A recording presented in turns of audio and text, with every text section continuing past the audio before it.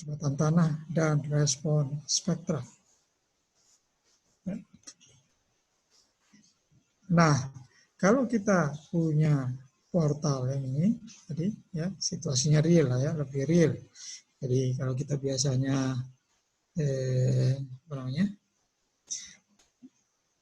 baloknya kaku, sekarang baloknya bisa tidak kaku. Ya. Itu kita hadapan dengan portal semacam ini, terus ada damping C, harus ada kekakuan portal.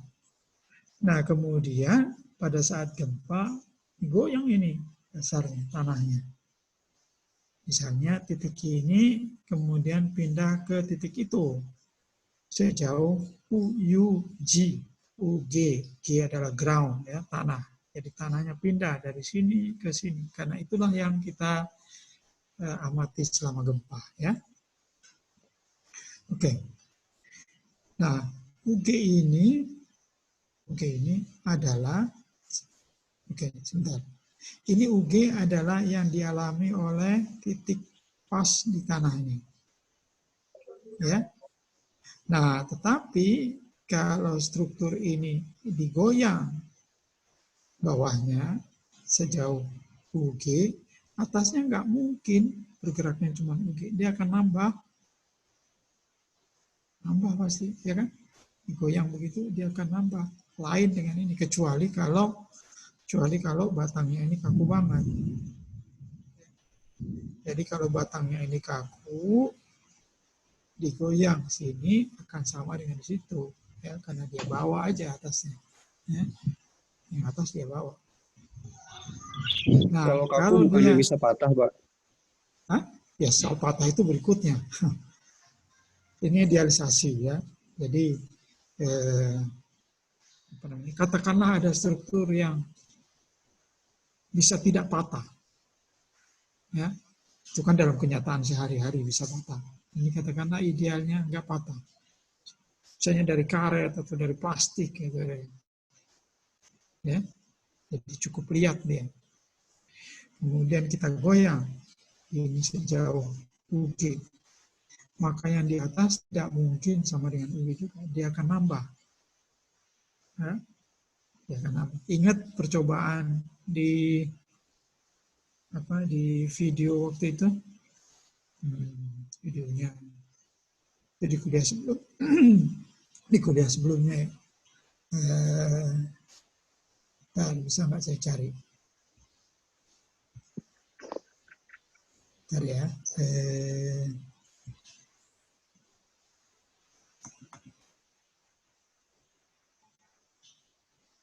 Oke, kuliah sebelumnya kalau kita lihat.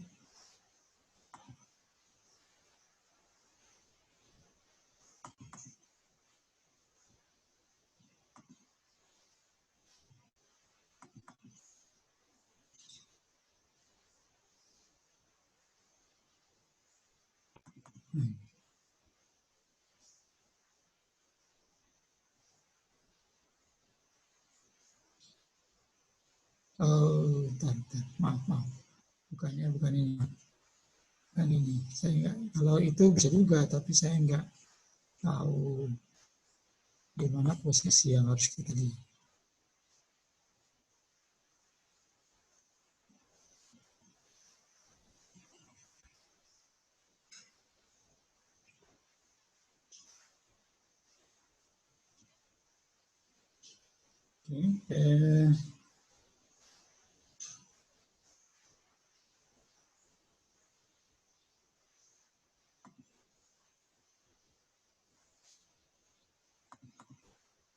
Oke, ini adalah kuliah kita sebelumnya, kan?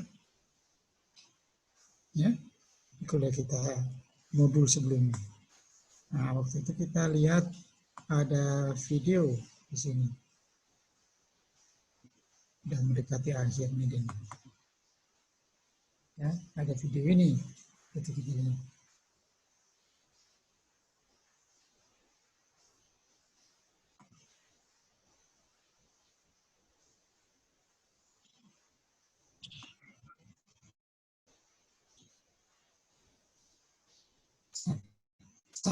Salah ya, bukan ini si Takom.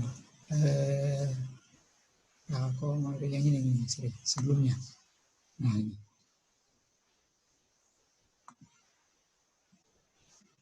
Ya. Nah, ini. Ya. Nah, ini kita harus lihat di menit ke 4.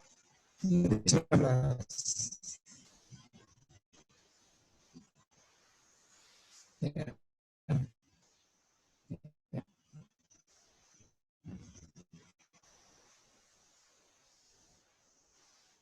Kita mulai dari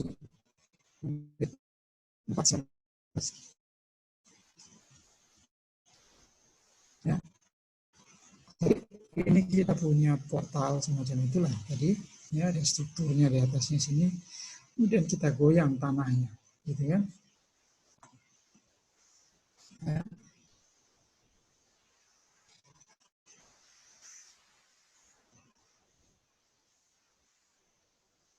Nah, ya.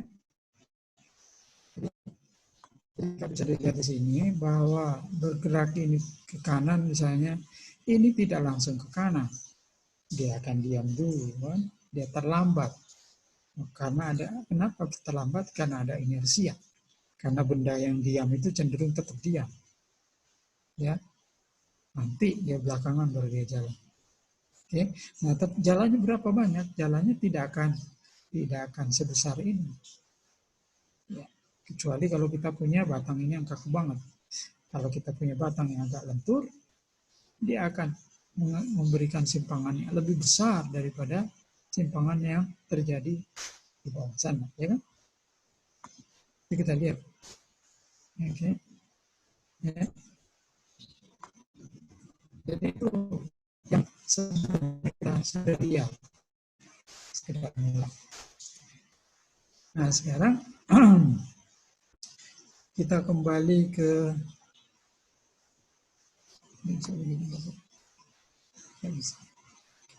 kita kembali ke yang presentasi tadi.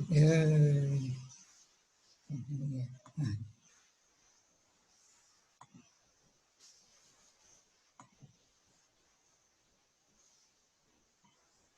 Oke, ya.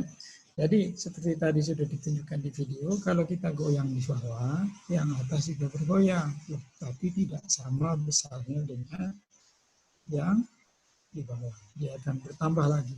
Jadi yang di bawah goyang sebesar UG, pindah sebesar UG, yang di atas nambah lagi, bukan hanya UG, tapi ada U di situ. Jadi totalnya yang UT ini adalah UG ini ditambah dengan U, dan UT. Total P adalah UT, perpindahan gara-gara si strukturnya aja, ditambah dengan perpindahan gempanya, gara-gara di bawahnya perpindahan di tanahnya. Ya. Hanya UG ditambah UT. Nah ini kalau kita modelkan seperti ini ya, ada mobil-mobilan, ada rodanya di sini yang dapat bergeser tanpa ada gesekan, kemudian ada pegas dengan kekakuan K, dan ada damper, ada peredam dengan konstanta redamannya C. Lalu ini bergerak dengan U total. U total. Jadi kita bisa bilang bahwa ya MUT ya, MUT ditambah dengan CU dot plus KU sama dengan 0. Ya, jadi kita lihat di sini bahwa yang total itu hanya masanya doang yang total. Ya, karena massa ini dia berpindah total. Sedangkan K ya cuma segini aja dong. Kan dari sini ke sini dia benda kaku. Ya, boleh dibilang benda kaku. Jadi K-nya hanya dikalikan dengan ini. Demikian juga dengan C. Ya, jadi di sini bukan T juga, tapi hanya masanya doang yang T. Ya. Nah, karena T itu U, T itu adalah U ditambah UG, ya, maka M dalam kurung U double dot plus UG double dot plus U dan kurung ini U sama dengan 0, ya, sehingga MUG double dot ini bisa dipindahkan ke sebelah kanan. Ingat bahwa UG double dot ini adalah pergerakan tanah pada saat gempa. Ya. Nah, itulah kuncinya. Jadi, kalau gempa itu sama dengan yang tadi itu, getaran terpaksa. Ya. Tapi besarnya gayanya adalah dikalikan dengan percepatan tanah dikalikan dengan massa bangunan. Ya, jadi kita dapatkan yang seperti ini. MU double dot plus K plus CU dot plus AU equals to minus MUG double dot. Okay.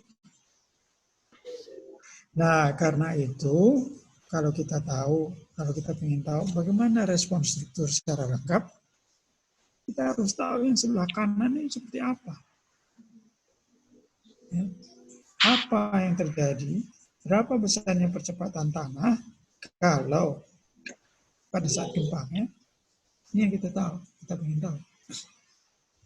Oke, minus MUG double dot. Ya, pertanyaannya lah kemudian antara gempa yang satu dengan gempa yang lain sama nggak ini UG double dot-nya?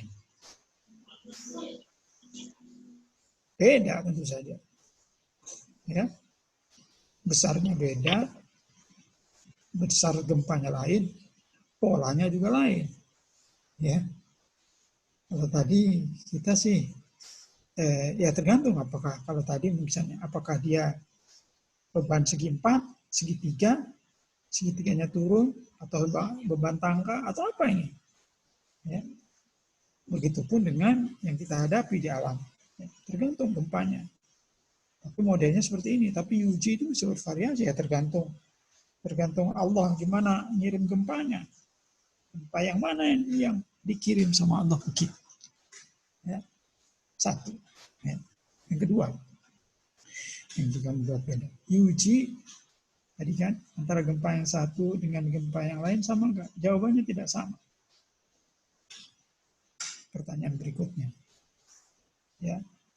Gempa di suatu daerah sama enggak dengan gempa di daerah lain? Jawabannya beda. Ya.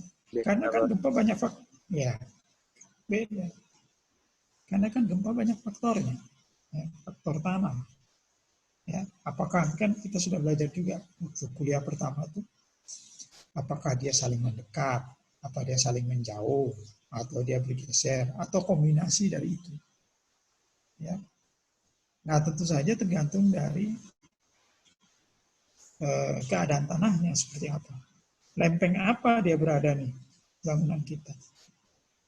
Artinya begini, gempa di Indonesia beda banget dengan gempa di tempat lain. Bukan beda banget. Ya beda banget sih sebenarnya. Tidak akan sama dengan gempa yang lain. Ya, karena apa? Karena Allah itu maha kreatif. Ya. Dia bisa bikin macam-macam. Ya. Dengan pengetahuan kita yang terbatas ini. Ya. Jadi gempanya lain-lain. Nah, padahal kita itu untuk mengetahui respon struktur harus tahu gempanya itu mau bagaimana. Yang terjadi itu bagaimana. Nah, ini yang saya ingin menggugah ya kalian ya. Nanti kalau kalian jadi pemegang keputusan di Republik ini, ya, hendaknya perhatikan betul ini soalnya begini. Yang khas dengan Indonesia itu gempa Indonesia itu khas, beda sama gempa-gempa yang lain. Gempa yang lain juga khas, gempanya Amerika juga khas, Amerika sendiri. Ya, gempa di Australia nggak ada gempa, gempa di Selandia Baru. Udah. Ya, Biasa terima suka ngilang-ngilang nggak jelas. Oke. Jadi sangat naif, sangat apa ya namanya, sangat terlalu menyederhanakan masalah kalau misalnya gedung di Indonesia itu dirancang dengan gempa di Amerika.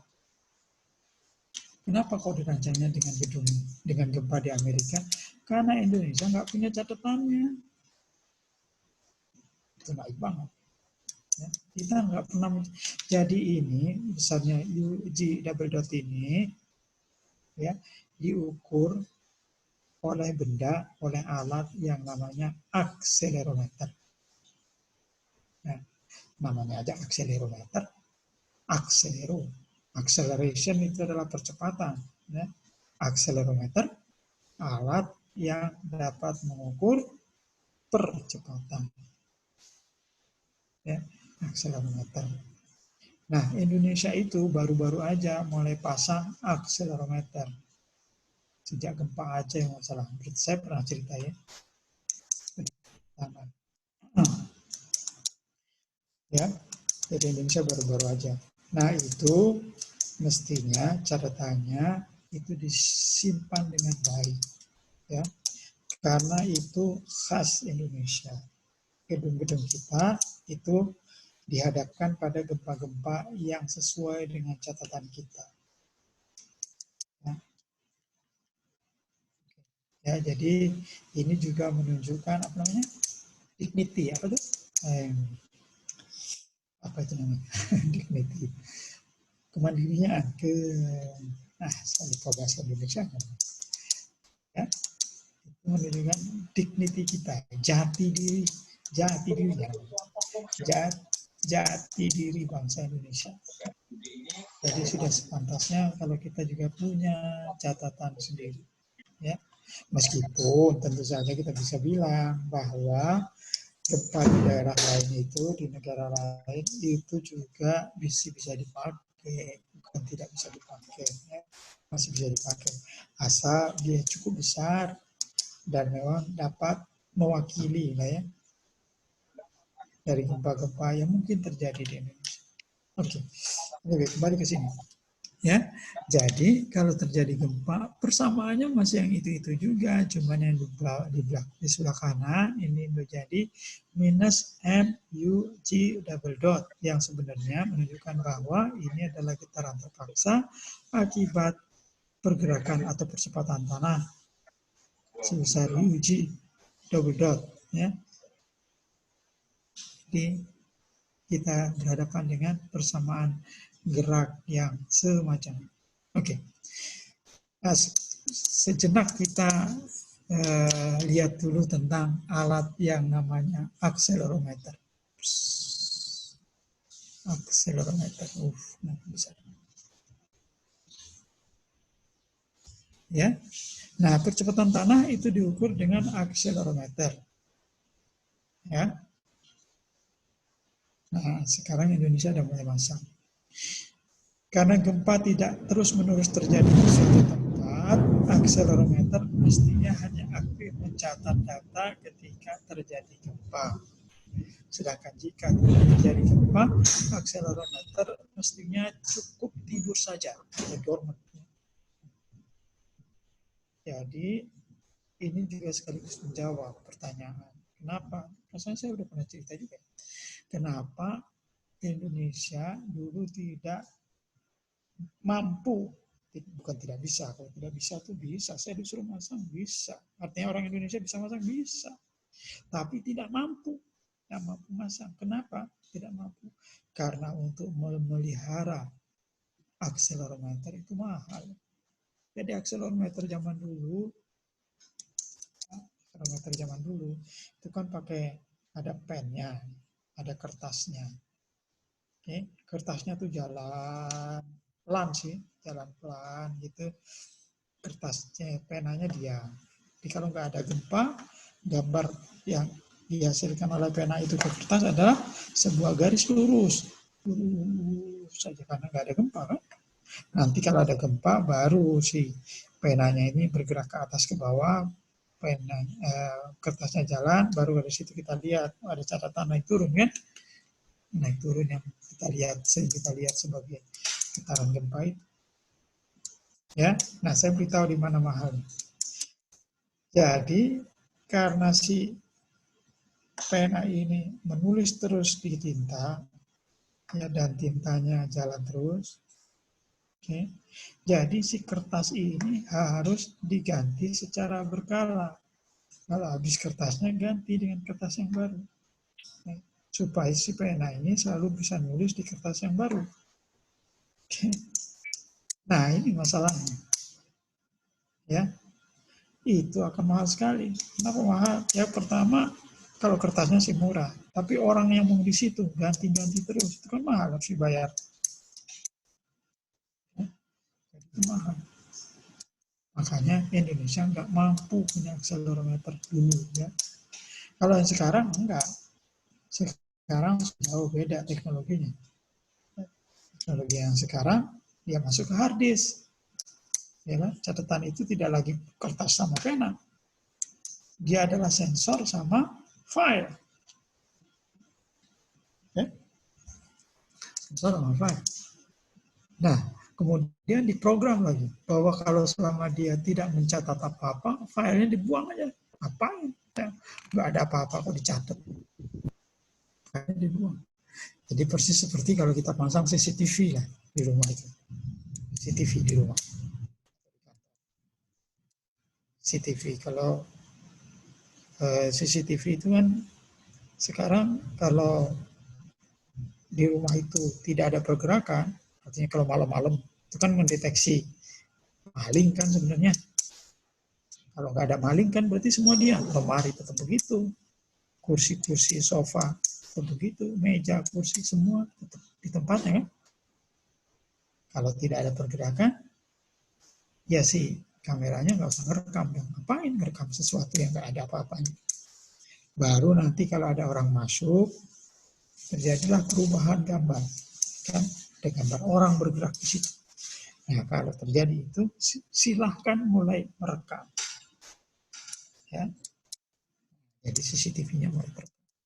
Nah itu harusnya, itulah yang terjadi dengan akselerometer zaman sekarang. Jadi zaman sekarang bisa lebih murah. Karena tidak perlu kertas, tidak perlu orang yang jaga. Pokoknya dipasang, selesai masang, selesai.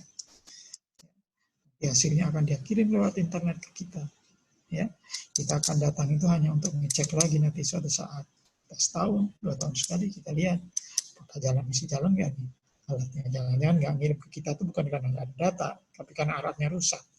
Nah, jadi hal seperti itu aja yang perlu diperiksa. Tapi tidak mengganti kertas. Ganti kertas sebulan sekali. Nah, mahal itu. Oke. Jadi akselerometer adalah alat yang kita gunakan untuk mengukur besar gempa. Oke.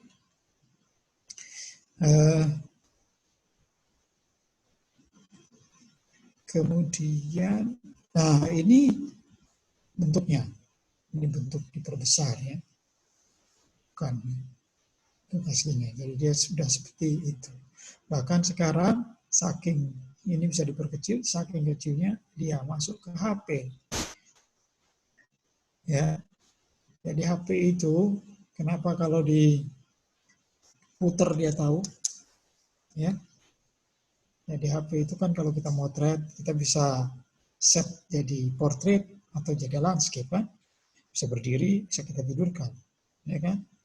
Tapi kalau kita tidurkan bukan berarti menunya jadi tidur juga, enggak, menunya tetap mendata, bisa kita baca, ya kan. Kenapa begitu?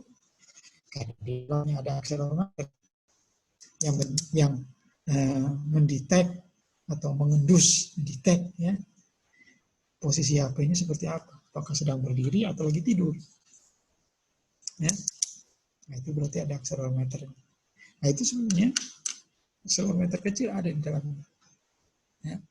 Makanya HP kita aja akselerometer sudah masuk ke dalamnya, ya. Nah oke. Kemudian tadi sekilas tentang akselerometer. Kita bukan orang elektro, jadi kita nggak usah tahu, nggak perlu tahu mendalam dalamnya seperti apa. Yang kita perlu tahu mendalam adalah hasil bacaan. Hasil bacaan. Nah, ini adalah catatan gempa dari bermacam-macam gempa. Kebanyakan di sini adalah gempa di Amerika Serikat. Ya, Amerika itu memang dari dulu sudah maju. Gempanya dia nyadet. Ya.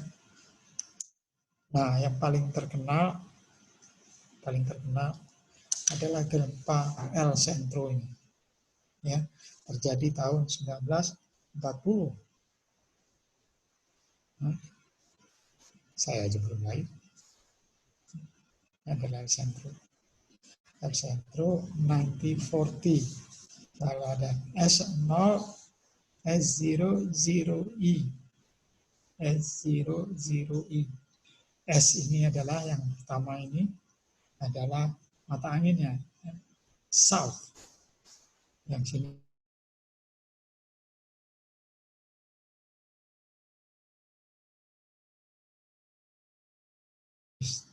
ini adalah berapa derajat dia bergerak dari yang kiri ke yang kanan. Berapa derajat south ini bergerak ke east. Catatan ini nih maksudnya. Catatannya ini. Ya, apakah begini, apakah begini, apakah begitu. Ya.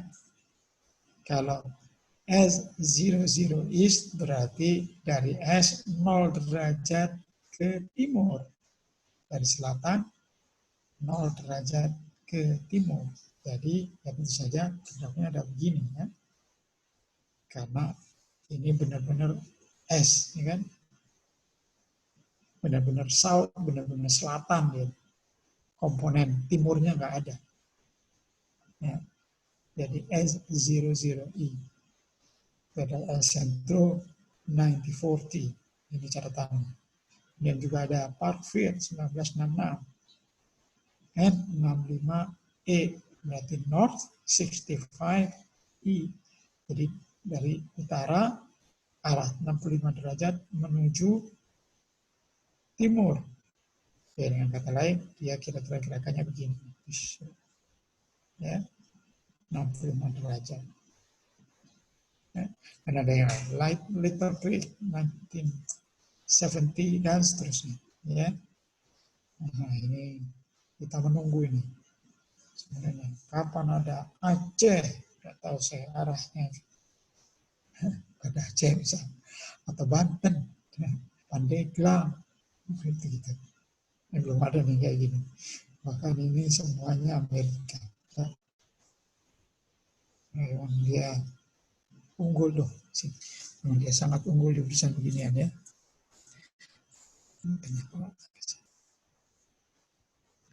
Oke. Nah, kita masih punya 30 menit lagi ya. Oke. Yang dari hasil bacaannya. Kemudian kita mau konsentrasikan perhatian kita ke El Centro yang sebelah kiri atas.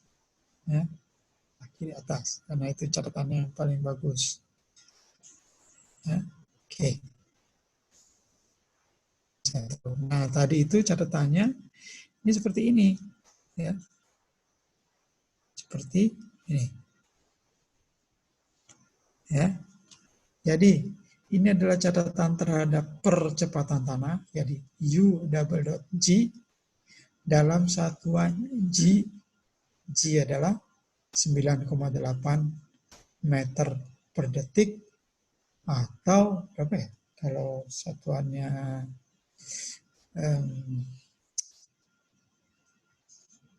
dalam inci dan sebagainya itu. Tapi kita tahu lah 9,81 meter per detik kuadrat itulah G. Ini percepatan gravitasi. Ya. Nah, ini catatan dari gempa El Centro. Ya. Nah, percepatan maksimumnya Ini T nih, sekanan ini T, ya, kanan ini T, ke sana adalah percepatannya. Oke, nah percepatan maksimum yang terjadi pada gempa epicentrum itu adalah 0,319 G terjadi pada saat di sini. Ya. Nah, kalau ini kan percepatan. Kalau ini diintegralkan, kita dapatkan U, tapi titiknya cuma 1. Di U per dt ya. Ini kalau kita turunkan ini, kalau kita integralkan sekali, kita akan dapatkan kecepatan U dot G dalam satuan inci per second di sini ya, atau meter per detik. Nah, boleh aja. Ini diintegralkan, hasilnya adalah ini. Ya. Dengan U dot 0 paling besar, maksimum adalah 13,04 inci per detik. Ya.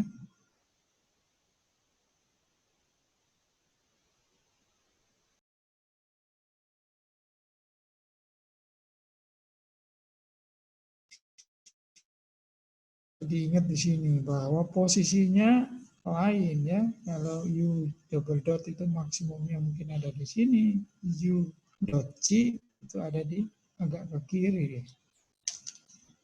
Ya. Kemudian kalau kita integralkan sekali lagi, kita akan dapatkan perpindahan UG dalam satuan inci, atau bisa kita ubah nanti jadi senti atau dalam. Ini skala waktunya, sekian adalah 5 detik, 10 detik, dan seterusnya. Ya. Nah, kembali ke sini, dapat perpindahannya maksimum adalah 8,40 inci.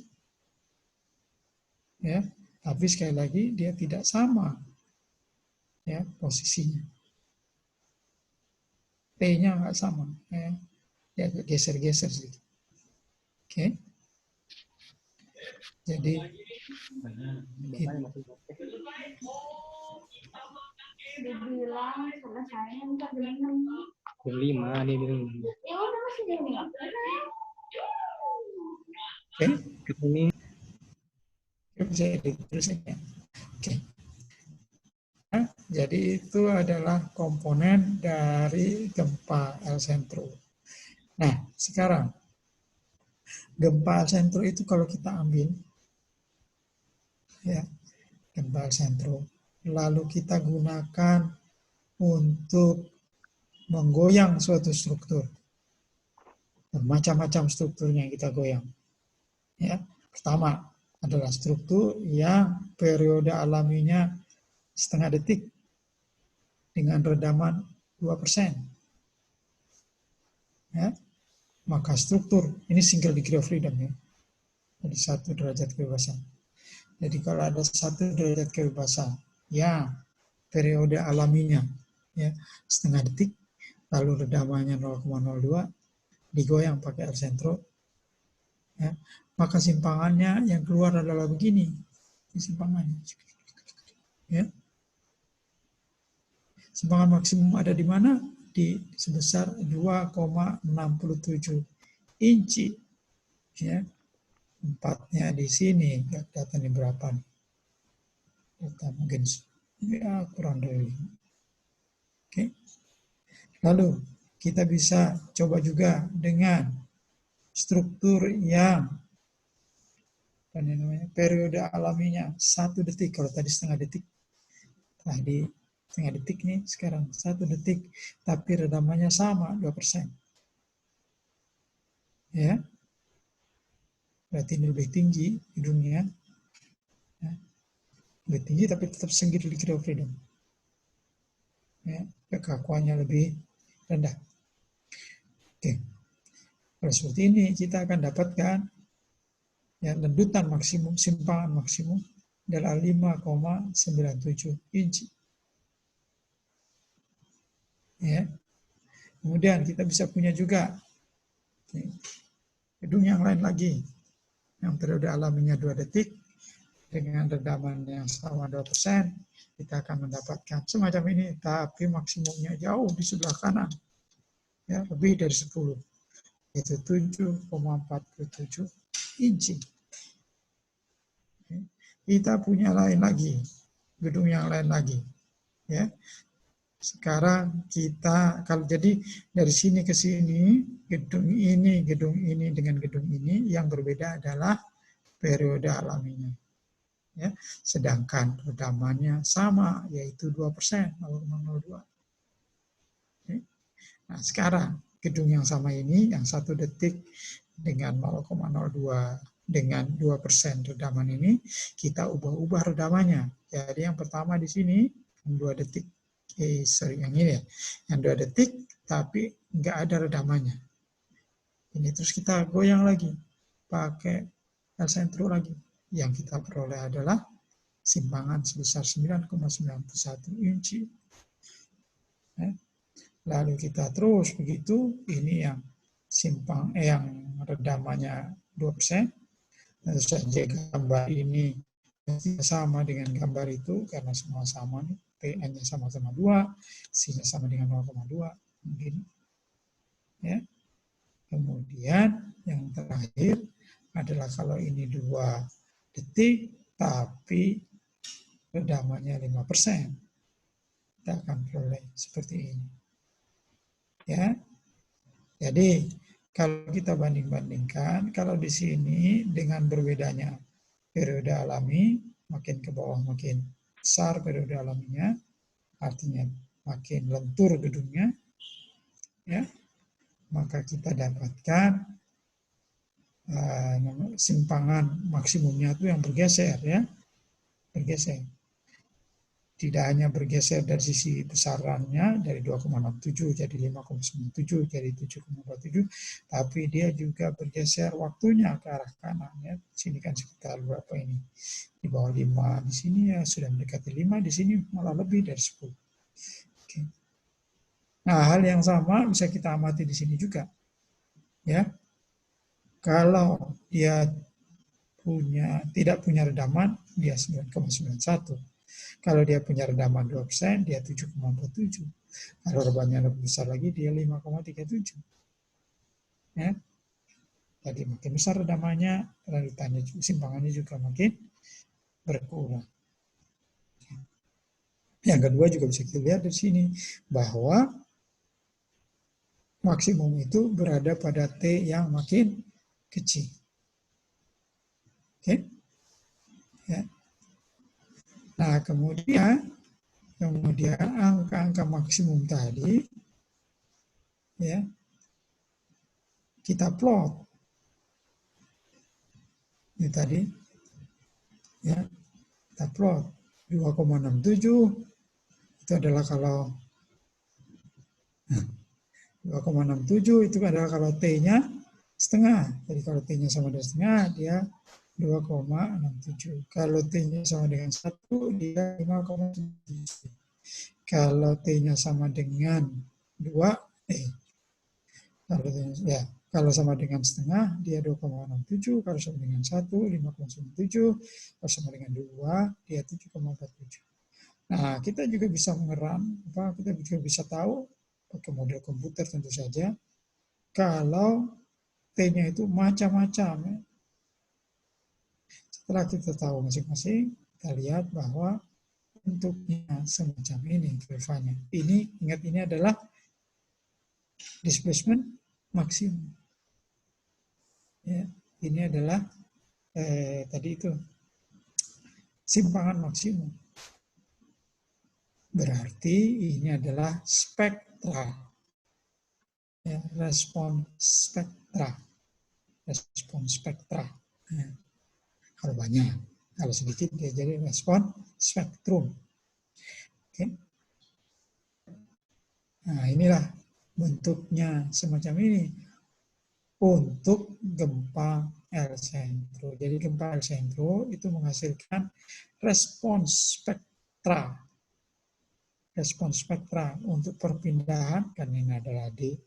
Ini adalah bentuknya semacam ini. Ya. Nah, tentu saja kita bisa buat yang lain. Ya. Ini adalah respons spektra untuk perpindahan yang tadi itu 2,67, 5,97, 747. Kita bisa buat juga untuk kecepatan. Ya, kecepatan, dan akan kita dapatkan ini, dan itu. Ya. Dan kita bisa buat juga untuk percepatan. Percepatan kita peroleh yang begini. Jadi ini adalah spektral untuk percepatan, ini spektral untuk kecepatan, dan ini adalah spektral untuk perpindahan. Jadi ada 3 macam spektra. Ya. Respons spektra untuk simpangan, respons spektra untuk kecepatan, dan respons spektra untuk percepatan. Nah, tetapi tentu saja yang diukur dengan akselerometer itu sebenarnya adalah yang ini saja. Ya, yang percepatan saja. Yang hanya simpangan saja. Ya. Akselerometer itu mencatat simpang. Jadi, yang lain itu sebenarnya adalah diturunkan dari simpangan. Ya, ada V, ada A. V adalah turunan pertama dari simpangan. A, percepatan adalah turunan kedua dari simpangan. Ya. Karena itu, ini karena tidak diukur langsung, jadi disebut dengan pseudo. Seperti. Ya, pseudo itu bukan sebenarnya. Ya, tapi nggak salah-salah amat karena dia turunannya. Ya. Jadi pseudo itu tadi seperti. Bahasa Indonesianya nggak ada. Ya, seperti. Ya, seperti bahasa Indonesia pseudo itu. Ya. Saya kira saya harus berhenti sampai di sini ya, karena nanti saya tidak punya waktu buat absen. Dan kita selesai jam 5 kan? Oke. Ada pertanyaan dulu sebelum kita masuk ke absen. Ya. Siapa nih? Halo. Halo, mana? Mau nanya? Hah? Iya, Pak. Iya. Halo, Pak. Iya. Gimana? Terus. Ya. Halo. 1, 2. Halo. Angkat tangan dulu, angkat tangan. Kan bisa raise your hand. Bukan di depan layar, di pakai Zoom ini ada raise your hand.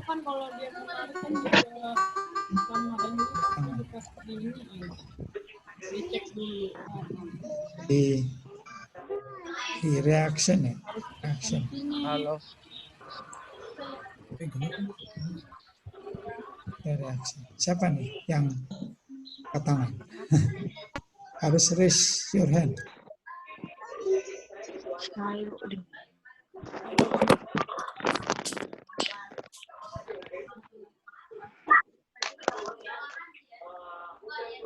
Halo?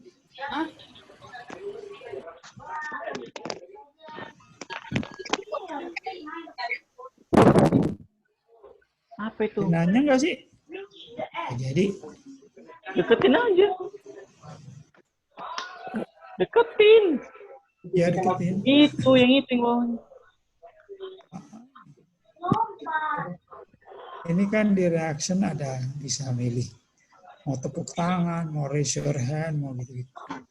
Tapi ya udahlah, nanya aja langsung lah. Halo. Ya. Gak ada yang nanya. Ada yang mau nanya nggak? Gak ada ya.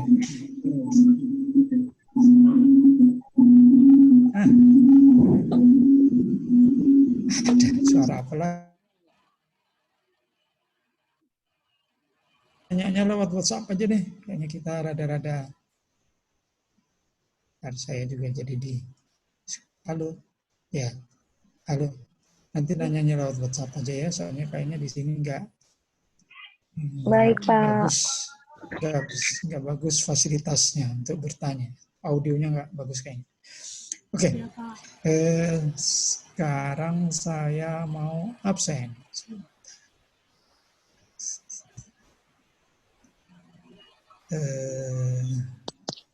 Bentar ya. Mana? Kenapa? Screen.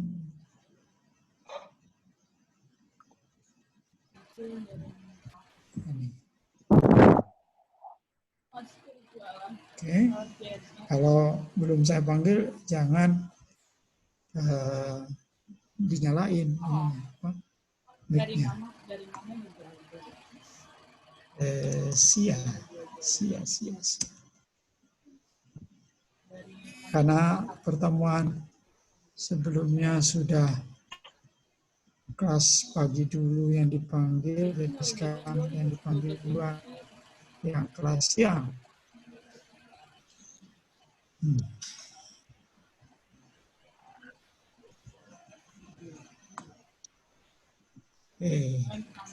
Terus Yahan isi absensi.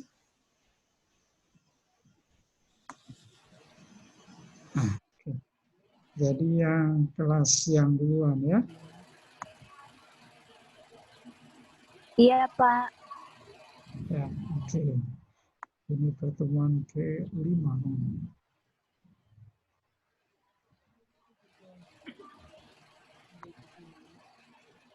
Udah di lockdown ya, Pak? Ini.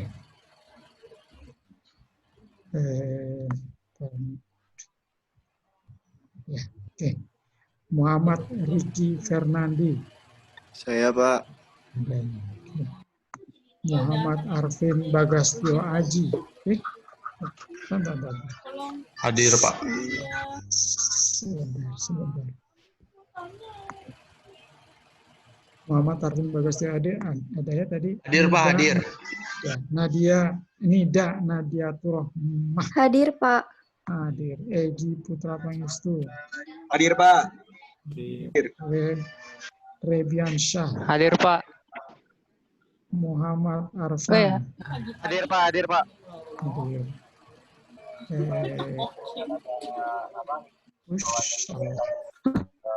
Maaf. Satu hari itu kita ada berapa bus yang berangkat, Pak? Dan muatannya kira-kira berapa orang? Kalau dari global sendiri, di harian itu sehari bisa ngangkat 10. Christopher Andelus Hadir, Wimasa. Pak. Hadir. Aditya Surya Pranata. Hadir, Pak. Hadir. Rahmat Iksanul Hartanto. Rahmat. Dan oke. Nyoman Sindura Ariana. Hadir, Pak. Hadir, Nyoman. hadir. Hadir. Riki Saki Farhan. Riki. Hadir, Pak. Hadir. Denny Dwi Hikmayadi. Pak. Hadir. Nih, Pak. Hadir. Hadir, Pak. Febri Sriwibowo. Hadir. Muhammad Irfan Faiz. Hadir, Pak. Hadir. Farrozi Savana Putra. Hadir, Pak. Rafli Hadir. Ramadan. Rafli. Nggak ada. Hifzi Muhammad Hifzi. Hadir, Hadir, Pak. Eh? Rafli Pak hadir. Rafli Tadi dia udah ngomong. Rafli hadir. Safi Muhammad Aswar Suwandi hadir. Pak, saya hadir nih Pak, ada. Alia Agil Hadir, Pak, Prameswari. hadir. Hadir. Damar Farhadifa Salim. Hadir, Pak. Hadir.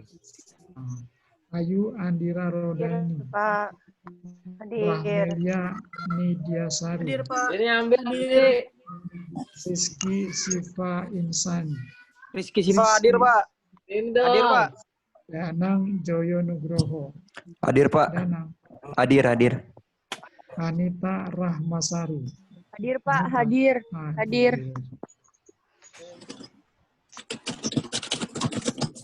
Ini oke.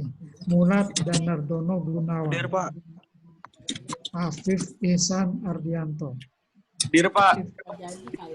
Anisha Intansari. Hadir, Pak. Hadir. Davia Juselia. Hadir, Pak. Maharani Elsa Fitri. Jihan Anindya Cahyani. Hadir, Pak. Orang Jakarta sini ya sekarang. Hadir. Cafat. Ya. Iya, makanya orang kampung tuh pada Muhammad Haris. Hadir. Haris. Hadir, Pak. Ahmad Fajri Nur Akbar. Hadir, Pak. Hadir. Ahmad Wida Cahya Rahmadita. Hadir, Pak. Yohana Krisanti Hadir, Getrudis Pak. Gerald. Andre Geraldo. Hadir, Pak. Agnes Hadir, Pak. Nadela. Hadir. Azarya Prasetyo. Firdaus Ismail. Hadir, Pak. Firdaus. Terus Muhammad Cikal Akbar. Hadir, Pak. Hadir. Muhammad Raski Ilham. Hadir, Hadir di ketua Hadir, kelas. hadir, Pak. Hadir. Raymond Daniel Fernando Pau. Raymond. Hadir. Hadir. Ferdiansyah Hadir, Pak. Fakhrizi. Ahmad Syafi'i. Ahmad Syafi'i. Ahmad Syafi'i. Are you there? No. Halo. Ahmad Syafi'i nggak ada. Jadi ada dua yang nggak datang nih dari kelas siang. Ahmad Syafi'i sama siapa tadi? Rahmat Iksanul Hartanto. Oke? Rahmat, tapi ada Pak Rahmat di ininya, di partisipannya ada. Mana? Di partisipan coba search Pak, ada Rahmat. Mungkin mic-nya. Anu lah, saya ada. Richard. Ada, Pak. Ada, Pak. Ada. Rahmat, Pak. Ada. Ya, oke.